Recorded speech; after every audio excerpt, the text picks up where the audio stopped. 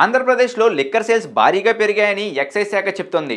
December 29వ తేదీ వరకు రాష్ట్ర వ్యాప్తంగా 6,312 కోట్ల రూపాయల విలువైన మద్యం అమ్మకాలు జరిగాయని తెలిపింది.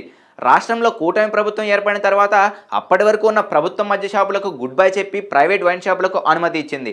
టెండర్లు ఆహ్వానించి ఆ తరువాత లిక్కర్ షాపులు కేటాయించగా ఈ ఏడాది అక్టోబర్ 16వ తేదీ నుండి ప్రైవేట్ లిక్కర్ షాపులు అందుబాటులోకి వచ్చాయి.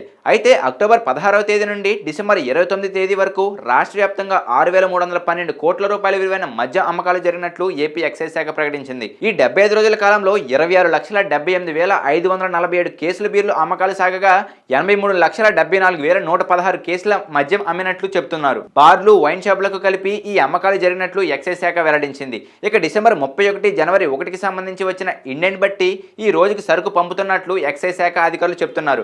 మరోవైపు డిసెంబర్ 30, 31వ తేదీతో పాటు 2025 జనవరి 1వ తేదీన మద్యం అమ్మకాలు మరింత భారీగా సాగుతాయని అంచనాలు వేస్తున్నారు.